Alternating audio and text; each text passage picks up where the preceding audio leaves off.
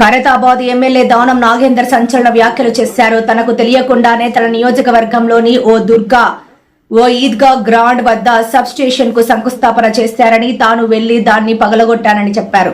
Local MLA ఆయన తనకు చెప్పకుండా శంకుస్థాపన చేశారని మండిపడ్డారు. అందుకే తనకు మరో ఆప్షన్ లేక దాన్ని పగలగొట్టారని అన్నారు.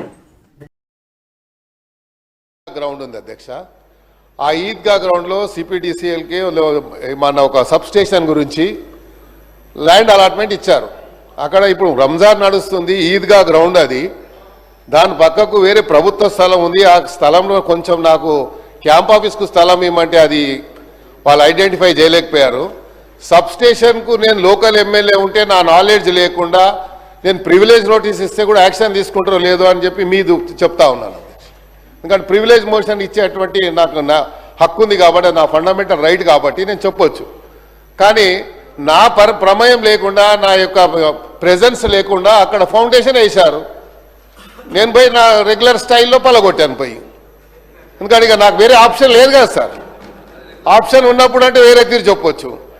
సో మరి మంత్రి గారు ఉన్నారు కాబట్టి, భట్టి గారు ఉన్నారు కన్సర్న్ మినిస్టర్ కాబట్టి వారి నోటీస్ తీసుకొస్తున్నా అధ్యక్ష.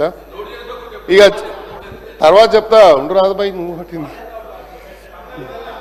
సార్. రెండోది అదే చెప్తున్నా, నోట్ అంటారు తర్వాత నోట్ అంటారు రిప్లై వస్తుంది. అబ్బాయి నువ్వు చూడలేదా సార్? ఇంకోటి, నేను రీసెంట్లీ ఒక